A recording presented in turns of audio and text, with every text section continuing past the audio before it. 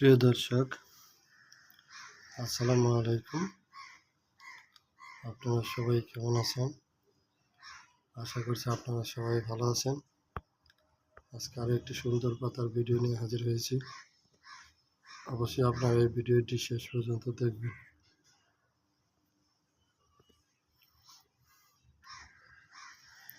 আপনারা দেখতে পাচ্ছেন এই পাতাটি দেখতে কিন্তু কচু শাকের পাতার মতো, কিন্তু আসলে এটি একটি অন্য একটি গাছ, এবং এই পাতাটির বা এই গাছটির আলাদা একটি সুন্দর নাম আছে।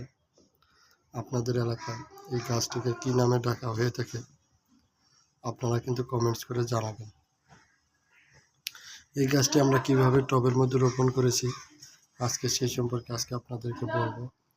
আমরা প্রথমে দেখতে পাচ্ছেন ছোট্ট একটা প্লাস্টিকের বোতলের উপরের অংশ ফেলে দিয়ে তারপর এর ভিতরে মাটি এবং শুকনো পচা গোবর সার দেওয়ার পরে চারাটি রোপণ করেছি। দেখেন একটি ডাল দিয়েছে এবং একটি পাতা এসেছে।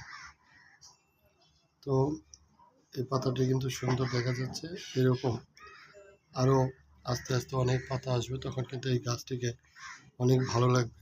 টবে রাখলে আপনারা যে কোনো জায়গায় রাখতে পারবেন, ঘরের সামনে, বারান্দায়, বাসার ছাদে, যে কোনো জায়গায়।